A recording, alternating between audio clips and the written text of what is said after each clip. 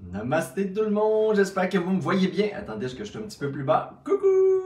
Alors prenez le temps de recevoir les notifications et l'apparition du direct qui va arriver sûrement dans votre fil d'actualité dans quelques secondes. Pour ceux pour qui vous écoutez en différé, ben prenez le temps de mieux vous installer peut-être. Coucou Nicole, bon matin! Toujours pour ceux qui sont en direct, bon matin, on est samedi matin en direct pour notre brin de sagesse bouddhiste et méditation pour se faire du bien.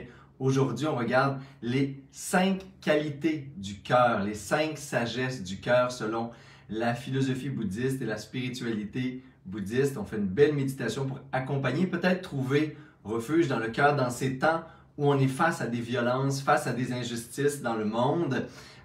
C'est beaucoup parlé sur les réseaux sociaux. Pour certaines personnes, ça vous affecte moins. On va pouvoir remettre ça en perspective avec peut-être d'autres choses qui se passent dans votre vie ou dans le monde autour de vous, dans votre petit monde. Mais aussi aujourd'hui, je tenais à adresser ce qui se passe dans l'actualité qui peut nous toucher, nous bouleverser avec la guerre, les conflits en Ukraine.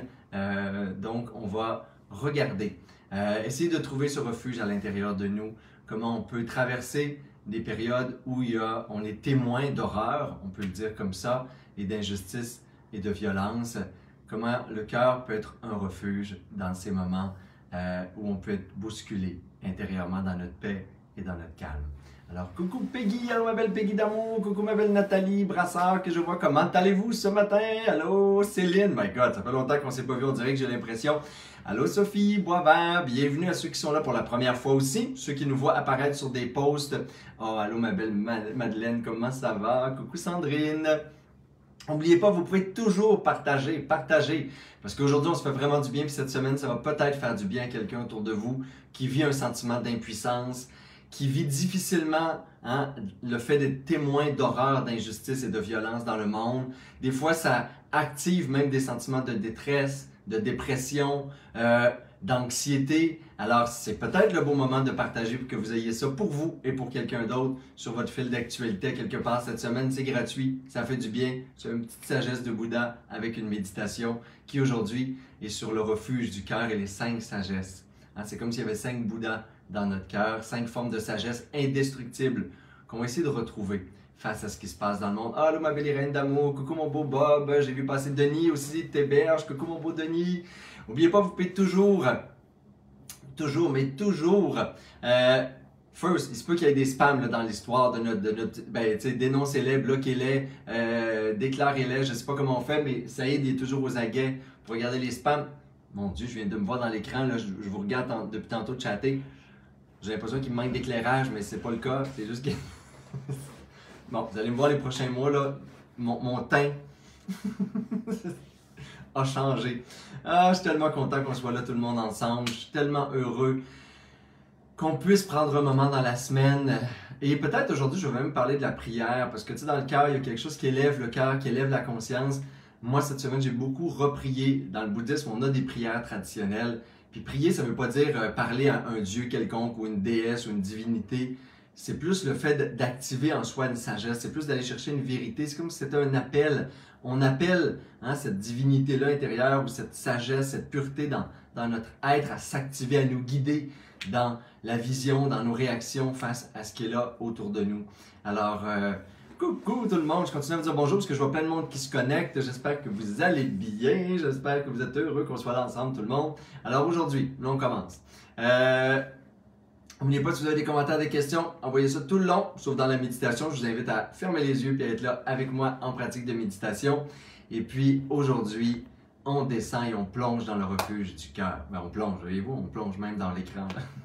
Ceux qui ne me connaissent pas, je suis Martin Bilodeau, auteur de 3 merveilleux livres sur le bouddhisme, le tantra et la spiritualité au quotidien, et aussi animateur de plein d'événements de retraite et de voyages spirituels. Vous pouvez toujours tout découvrir ça sur martinbilodeau.com parce qu'il y a plein de monde qui me disent où sont tes livres, qu'est-ce que tu as fait, c'est quoi les prochains voyages. Je le redis à toutes les fois pour les habitués, là, vous le savez, fait que ça vous parle pas à vous nécessairement, là. Je parle aux autres. Aussi, il y a toujours un voyage qui s'en vient, une semaine d'éveil spirituel, de méditation, Kundalini Yoga, on rencontre un chaman ici, on fait du Temazcal. Et aussi, on se fait du bien, on profite de la beauté de la nature, on fait un petit peu de hiking, on s'en va nager en eau libre avec les dauphins, on va voir du plancton luminescent, etc. Une semaine que nous, on a composé avec tellement d'amour, il reste encore quelques places. C'est la première semaine d'avril. Alors, vous pouvez voir ceux qui veulent venir nous voir au Mexique et vivre cette expérience, ou peut-être même rester plus longtemps là, après la retraite d'une semaine. Je vous ai mis le lien dans le vidéo. Vous avez ça dans le texte ou la description du vidéo. Un petit lien sur notre semaine qui s'appelle d'éveil spirituel au Mexique. Moi, Saïd et toute notre belle gang ici, on vous attend. Alors, il reste 4 places en ce moment. Venez-vous-en. Regardez vos congés, ça vaut la peine. Vous allez revenir tout vibrant. Alors, on le sait cette semaine, là on rentre dans notre sujet du jour, on le sait de la semaine. Cette semaine, il y a eu ce qu'on s'attendait et ce qui arrive parfois dans la vie. Il y a eu ça en Afghanistan, il y a eu ça en Irak, il y a eu la guerre du Golfe quand j'étais jeune. On n'a pas connu les guerres mondiales. Mais il y a des événements, puis il y a ça des fois en Afrique, quand il y a des guerres civiles. Moi, le Rwanda, ça m'a affecté, je crois, sur 2 ans de ma vie. J'ai même fait une recherche, des travaux universitaires sur le sujet. J'ai rencontré des survivants du Rwanda quand ils sont arrivés au Québec. J'ai vraiment été tellement interpellé par le sujet, le niveau de drame et de violence qu'avaient vécu ces gens-là. Aujourd'hui, on revoit, encore, on est témoin, puis c'est comment être témoin. Je vous le dis aujourd'hui, il n'y aura pas de formule magique. Comment être témoin d'horreur, d'injustice, de violence entre les êtres humains. Dans le bouddhisme, on dit une chose en tout cas, on dit lorsqu'on est témoin d'injustice ou lorsqu'on subit des injustices, de la violence, n'importe quelle forme d'abus même des autres êtres humains, le danger c'est de prendre refuge dans la tête. Le danger c'est de penser que dans le mental, dans nos idées, dans nos conceptions, on va trouver une vérité puis une sagesse qui va nous permettre de nous guérir. Bouddha nous dit, dès que tu te mets à trop penser le monde, tu te coupes de la sagesse, tu te coupes de ta vérité.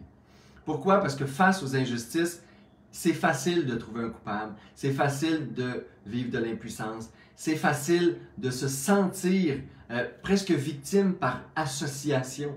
Quand on est témoin de ça, qu'on ne peut rien faire, parfois on va sentir que dans la vie, tout d'un coup, notre vie peut basculer. Hein, comme ça. Il y a des gens qui habitaient dans un pays, l'Ukraine, c'était des gens comme vous et moi, là. C'est pas un pays du tiers-monde, c'est pas un pays où ils sont en guerre civile depuis 200 ans. Oui, c'est un pays qui est au cœur de certains débats politiques et tout le reste, mais il y a des ingénieurs, des médecins, des infirmières, des serveuses de restaurants. Tout ça se vivait d'une façon conviviale, harmonieuse, en développement, dans un développement social qui semblait impossible à détruire. Et ça tenait sur quelques semaines.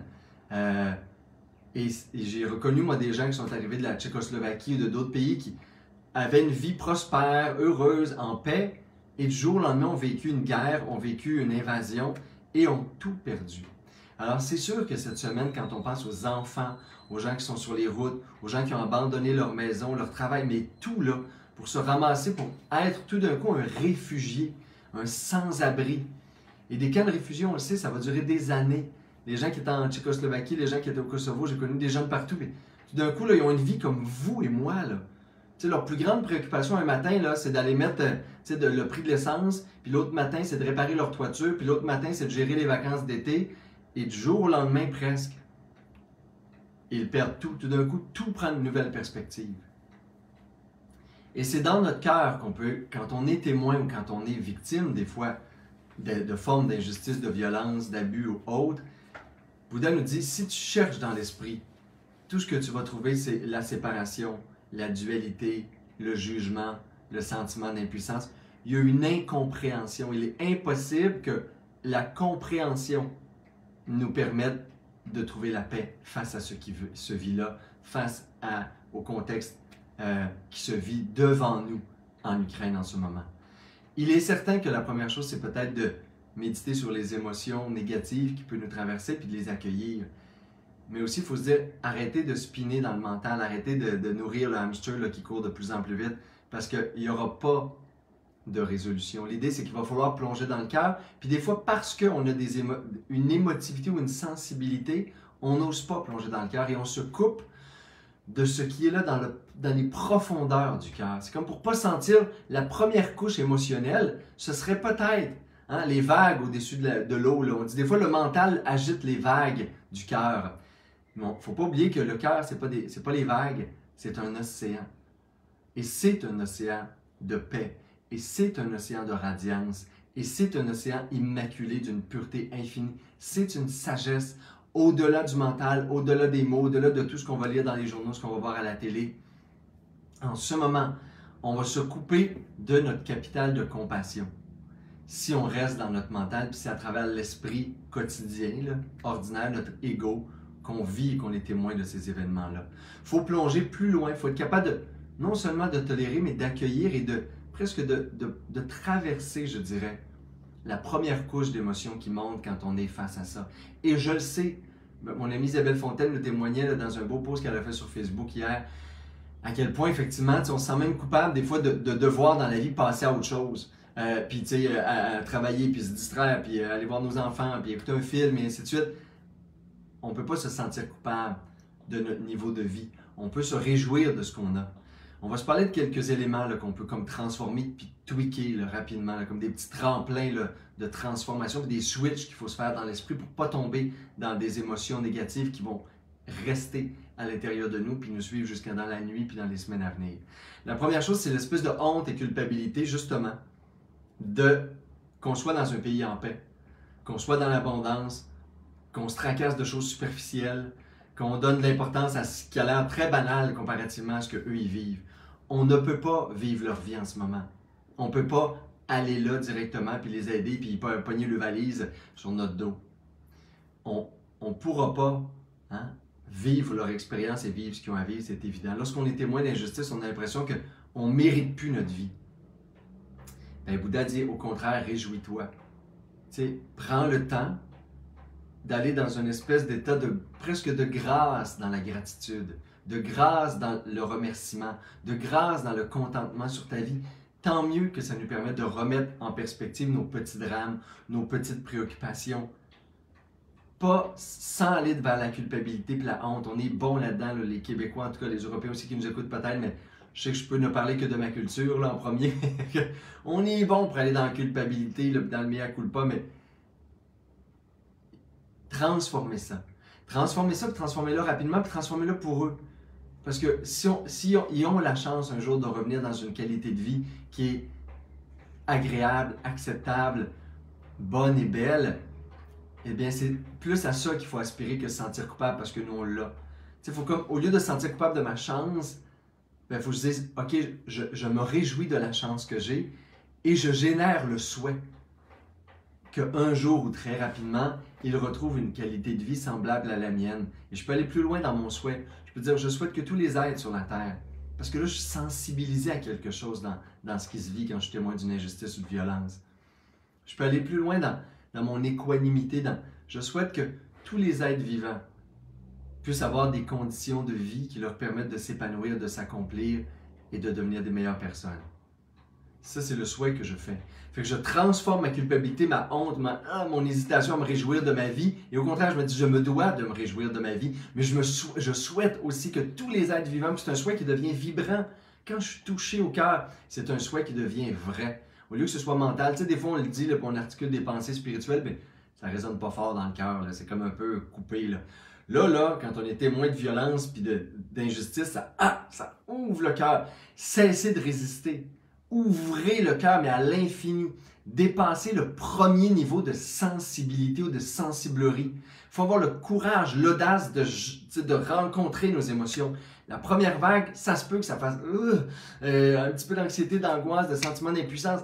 Dépassez ça. Rentrez dedans. Soyez courageux. C'est-à-dire rencontrez-vous là où vous êtes. Mais attachez-vous pas à la première émotion qui est là puis qui monte. Descendez plus creux. Voyez-vous, il y a un capital de vérité, un capital de gratitude, il y a un capital de compassion puis d'amour dans lequel vous allez vous couper.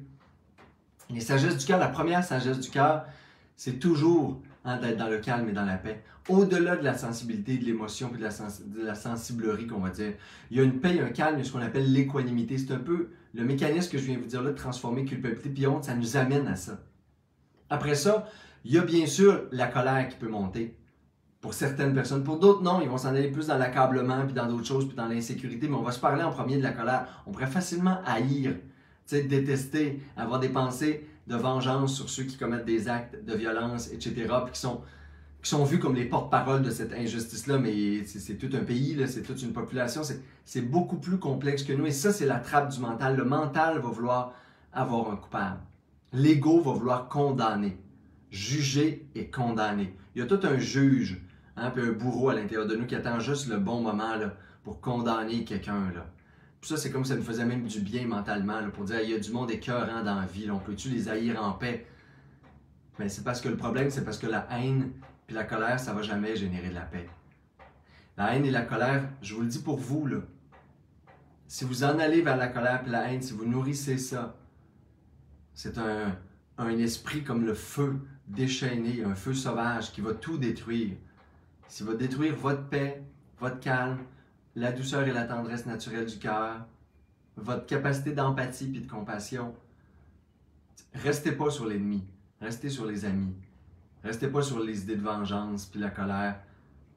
Ça vaut pas la peine. Vous n'avez pas assez de temps dans ce monde, dans cette vie, pour gâcher une journée, une heure à être en colère. C'est une énergie négative, c'est une énergie destructive. Ça détruit tout l'équilibre et l'harmonie naturelle. Ça détruit même la santé dans votre corps. Ça amène du cortisol. Ça réduit votre système immunitaire. C'est tout sauf de la santé, sauf de la paix, sauf de l'harmonie à l'intérieur de vous. C'est tout sauf une énergie spirituelle. Transformez votre colère. Dans le bouddhisme, quand on est témoin d'actes qui nous met en colère, on essaie de se tourner vers ce qu'on contrôle. Puis qu'est-ce qu'on maîtrise dans la vie, c'est nous. Puis au lieu de regarder les grands actes d'injustice sur lesquels j'ai peut-être aucun contrôle en ce moment, je me dis hey, aujourd'hui, au nom de ça qui me touche, là, puis qui me... Hein, ben, je vais transformer ça en Bouddha courroucé qu'on appelle. Tu sais, un Bouddha qui fait des actes directs, hein, et destructifs contre mes propres petits, hein, on appelle ça Mara là, dans les traditions bouddhistes, mais comme esprit de négativité ou d'injustice. Moi, dans la vie, c'est le temps de regarder. Si je veux qu'il y ait de la justice partout dans le monde, c'est le temps de regarder moi où je crée de l'injustice puis des formes de violence. Ça, c'est le deuxième outil, se tourner sur ce qu'on contrôle, sur ce que je peux maîtriser, mon esprit, moi, ma vie, mes actions. Parce qu'il est clair que dans notre vie de tous les jours, on a des jugements sur les autres, on commet des petits gestes de discrimination, on a des petits moments où on a une indifférence ou de l'agressivité passive. On est des fois aussi des créateurs d'injustice. Petite peut-être, mais il n'y a pas de petite ou de grande injustice, il y a juste de l'injustice ou de la justice dans la vie. Hein, il y a juste de l'indifférence ou de l'amour. On va aller ici. Fait que ce qu'on veut ce matin, ça y est, il fait mon horloge. On n'en a pas. Ce qu'on veut, c'est essayer de trouver et de générer. Ça y est. Mon amoureux. Ce qu'on veut, c'est essayer de transformer cette colère-là en créer une énergie, parce qu'il y a une force dans la colère, et essayer de détruire en nous, immédiatement, toute forme, comportement ou geste qui génère de l'injustice ou qui est violent pour les autres ou qui génère du mal-être ou de la négativité autour de nous. Et là, on a comme aussi, là, on a une densité énergétique. Là. Des fois, en méditation active, là, on rentre dedans, là, puis on allume le feu, là, puis on fait du charabia, puis on fait du cri primal presque. Puis après ça, on dirige cette énergie-là. C'est comme si on sortait de l'ego qui prend l'énergie. Hein? C'est comme si l'ego, il va contaminer l'énergie. Il en fait une colère, il dirige la colère, puis ça le fait du bien, là. Hein? D'haïr le monde, puis d'être en maudit contre eux autres, puis de la médisance, puis on en parle, puis on écrit là-dessus. Puis... Mais est-ce qu'on se sent bien? Est-ce qu'on est dans la sagesse? Est-ce qu'on est dans le cœur? Pas en tout. On est très très loin du refuge de notre petit Bouddha intérieur. Alors, gardez l'énergie, la même intensité énergétique, et dites-vous, ok, moi, là, de cette énergie-là de juge, de bourreau, de colère, je vais en faire une énergie de justice. Et sur quoi je peux avoir du contrôle? Bien, sur mon esprit. Et c'est où je génère de l'injustice dans la vie. Bien là, je vais trouver mes petits gestes de mes petits jugements dans ma tête, mes petits gestes d'indifférence, les petits moments où j'ai privilégié telle chose, puis j'ai créé de l'indifférence, où j'ai généré un sentiment d'impuissance chez les gens autour de moi, et ainsi de suite, quand j'ai manqué de sympathie, de douceur pour ce qui m'entoure dans la vie. Quand est-ce que j'ai menti? Quand est-ce que j'ai peut-être volé en des petits vols blancs, des petits mensonges blancs, là, des fois? Et là, je regarde ça, puis je m'auto-détermine à être au service de la justice. Et ultimement, je veux vous dire que, parce que ça va être la finale de notre grande méditation, lorsque je suis témoin de la souffrance des autres, ça m'amène à réaliser que l'expérience humaine est pleine d'impermanence et de souffrance. C'est le temps de recontinuer à méditer sur Anitya, l'impermanence, le changement continu. C'est un continuum le monde, c'est un continuum ma vie, c'est un continuum la vie des êtres. Il y a souffrance, il y a injustice dans le monde. Moi, je dis souvent à mes jeunes délinquants, j'ai travaillé 11 ans avec les jeunes délinquants, les jeunes de la rue, les jeunes criminalisés. Et souvent, il se mettait en colère, puis il faisait des actes violents en disant, moi, Martin, c'est injuste. Et je le répétais, ce que Socrate m'a répété souvent dans ma tête, dans mon esprit, puis quand il était là vivant, ben, il n'y aura pas de justice dans ce monde. Arrête de chercher la justice dans le monde terrestre, dans le monde des humains. Arrête de le chercher dans ta tête, la justice. Il va toujours avoir des jugements, de la discrimination. Cherche-le dans ton cœur. Puis dans ton cœur, ben, tu vas trouver Bouddha, tu vas trouver un espace de pureté, immaculé la sagesse du cœur, un autre aspect de la sagesse de Bouddha. Immaculé, ce que dit, pur et intact. L'esprit est contaminé de croyances, de visions. On a nos visions, eux autres, ils ont les leurs, etc. On va toujours se faire la guerre si on reste dans des visions, puis si on suit notre mental. Si on rentre dans le cœur, puis on se rencontre les yeux dans les yeux, puis on respire ensemble, puis on voit l'espèce de petite étincelle de bonté qui est là dans chaque être humain, on va vivre en harmonie. Mais pour ça, il faut créer l'espace nécessaire en nous pour que ça arrive. Pour ça, il faut être capable de faire descendre le fait que ça souffre. Être témoin de la souffrance du monde en ne cherchant pas à se distraire et à se fuir. Accueillir ce qui est là de beau et de bon dans notre vie. Mais pas se couper de l'enseignement, de la sagesse qui vient de « ça souffre ». C'est injuste. Il y a de la violence dans le monde, il y en a toujours eu, il y en aura peut-être toujours. J'espère que non, mais je vis dans une utopie qui ne se concrétise pas encore. Alors là, on médite, ma belle Madeleine d'amour, là-dessus ce matin. On se laisse toucher par ce qui est là, on regarde ce qui est là dans notre cœur et on descend encore plus profond dans la sagesse, dans le refuge. Et on essaie de voir cet espace comme un espace immaculé, radiant, intact, infini, d'amour, de compassion, de paix, le cœur. Alors je vous invite tout de suite à prendre une posture pour la méditation.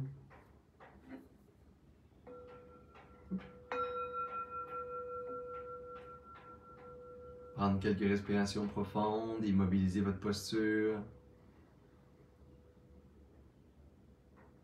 Alors, je t'aime toi aussi, ma belle Julie, ma cicotte d'amour.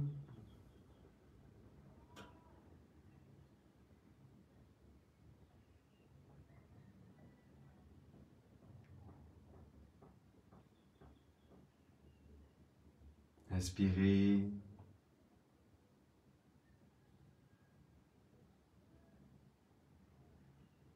Laissez descendre. Immobilisez la posture et pour un court instant, contemplez cette immobilité du corps,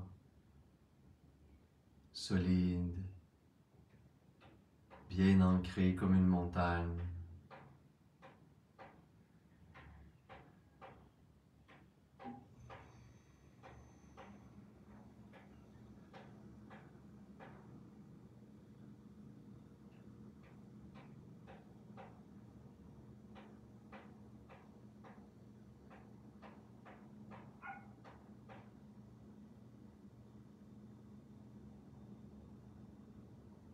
Amenez votre présence sur le souffle, prenez quelques belles et longues respirations en invitant principalement le cœur et la poitrine à se détendre.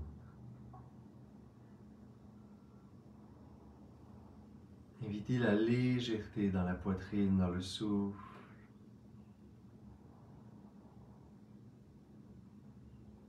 Laissez tout le reste s'évanouir, comme se dissiper.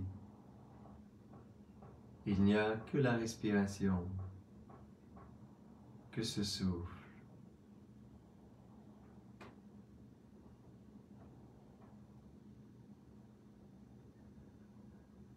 Que l'inspire.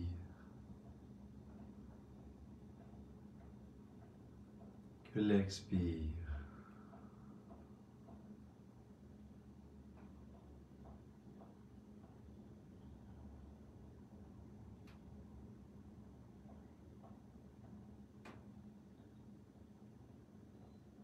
Laissez-vous bercer par ces sensations de fraîcheur à l'inspire, de chaleur à l'expire.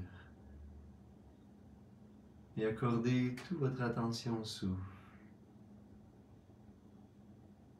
Tout le reste n'a aucune importance.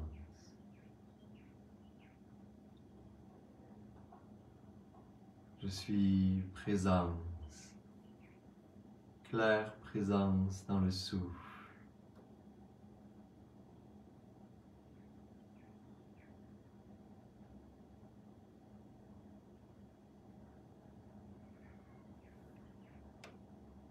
Et je savoure l'inspire. Je savoure l'expire.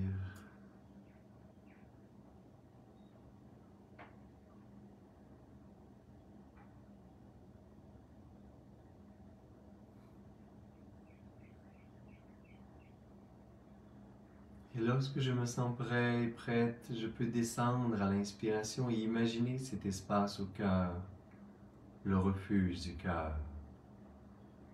Je peux comme suivre le souffle, comme si une lumière entrait par les narines et à la prochaine inspiration descendait au cœur. Et je pouvais me déposer comme m'asseoir dans un refuge de paix, de clarté et de beauté au cœur.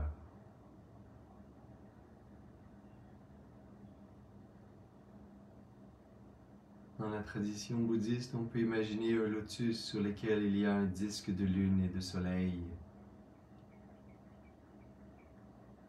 entouré de la nature d'une beauté immaculée, pure. Et je peux penser que je m'assois ou me dépose au centre de cet immense lotus.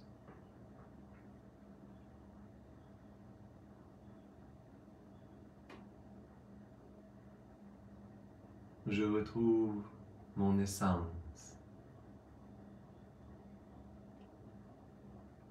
Je prends un temps pour me demander comment ça se sent en ce moment dans le cœur.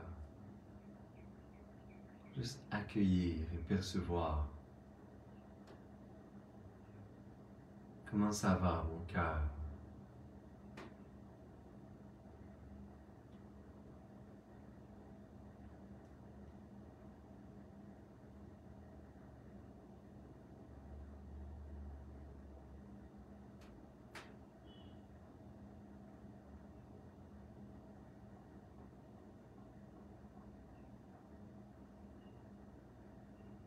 Accueillir dans cet espace infini, sans limite, sans forme.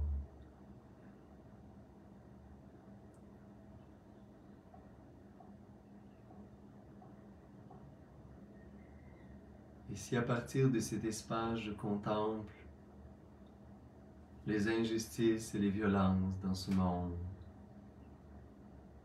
ce qui me touche dans l'histoire ou les conditions des humains, qu'est-ce qui m'a happé comme image, comme texte, comme réalité dans les derniers jours?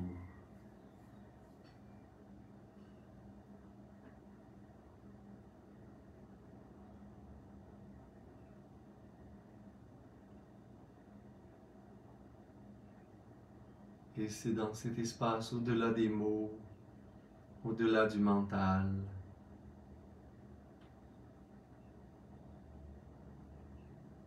que j'accueille tout ce qui est là et je laisse le cœur répondre. Je suis témoin à partir du cœur, comme si j'étais Bouddha, un être de sagesse et de compassion infinie.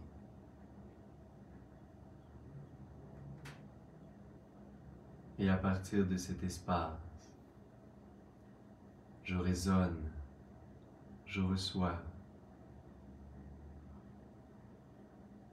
je vois le monde pour ce qui est.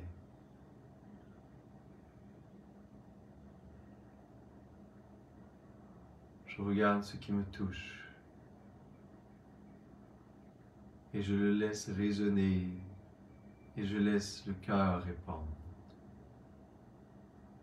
Je pense à ces gens, ces situations.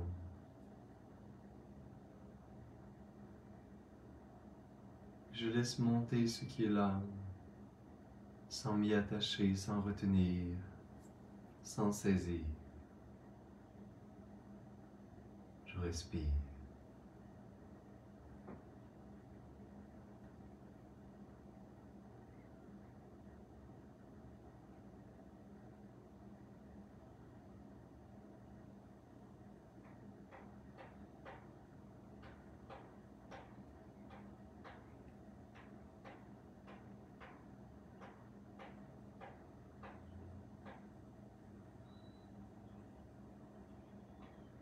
Je laisse la vérité et la sagesse du cœur me guider, m'inspirer dans ma rencontre avec ce qui est vrai, avec la réalité du moment,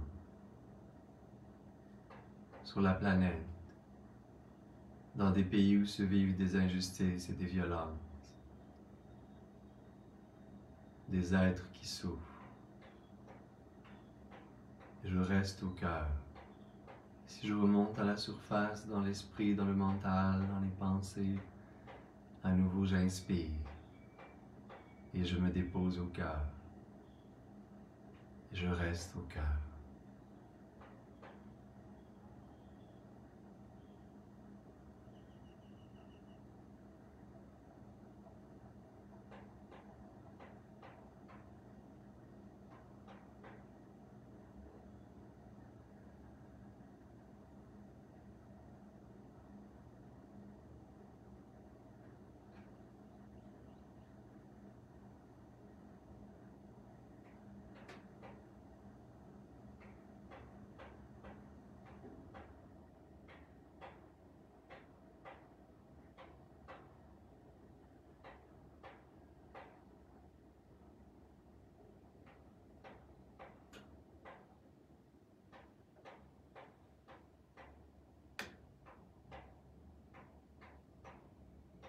Rester dans ce refuge du cœur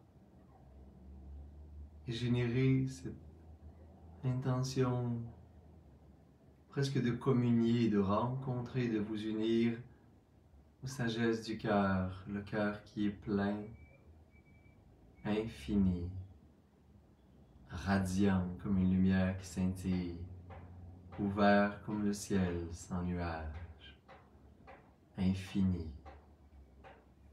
immaculé, pur.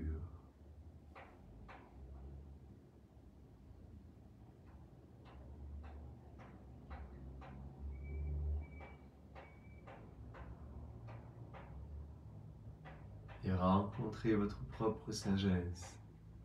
Laissez le cœur répondre. Soyez témoin à partir du cœur des injustices, des drames et des violences de ce monde.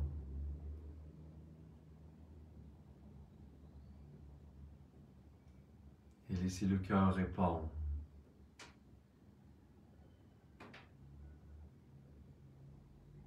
Accueillir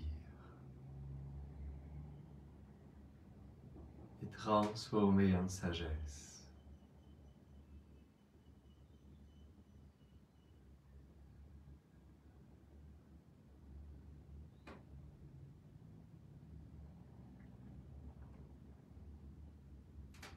Quelle serait ma posture? Quelle serait la sagesse? Quelle serait la vision nouvelle que je pourrais avoir des événements, de l'injustice et de la violence? Si j'écoute mon cœur,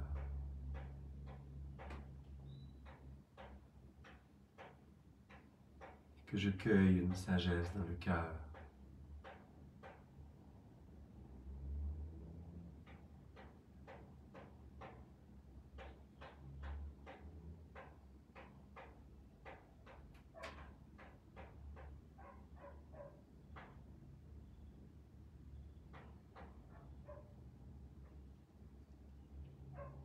et vous pouvez doucement revenir au souffle,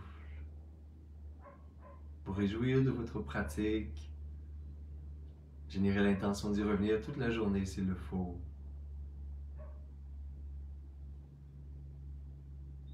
Avoir un léger sourire sur les lèvres.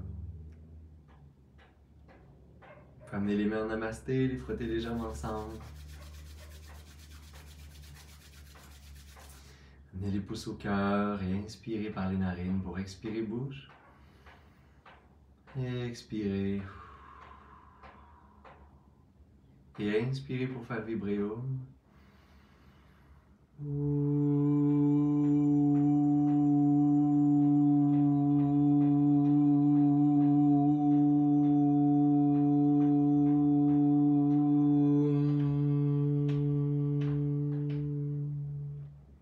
Namasté.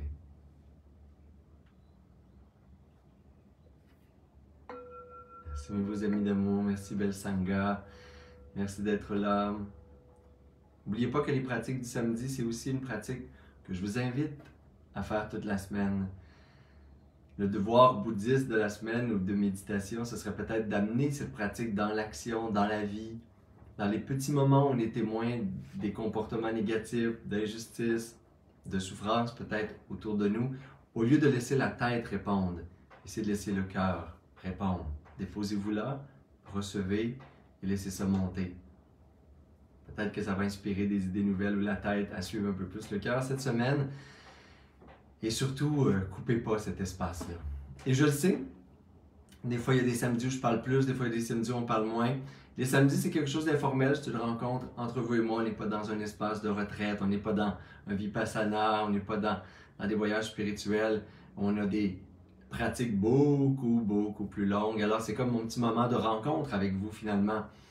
Vous pouvez me défendre, là, j'ai vu des petits messages passer, mais sachez que j'ai aucune intention de plaire à 200 personnes ou 2000 personnes et que c'est impossible. Pour les achievers de ce monde, il faudrait tout de suite passer à la pratique. Pour ceux qui ont besoin de rencontres, puis d'être là, puis de sagesse, ben, on pourrait parler pendant des heures. Pour d'autres, il y a des moments virtuels où on parle trop parce que je laisse pas trop de temps, parce qu'il y a toujours des sons d'ambiance, etc. Essayez de trouver ce qui goûte bon dans l'expérience pour vous. Et sachez que peu importe comment vous le recevez, moi je le fais avec le plus d'amour possible, mais je le fais avec ce qui est là, dans le moment présent. Et c'est différent à tous les samedis. Alors on se voit la semaine prochaine. Namasté, bonne semaine tout le monde!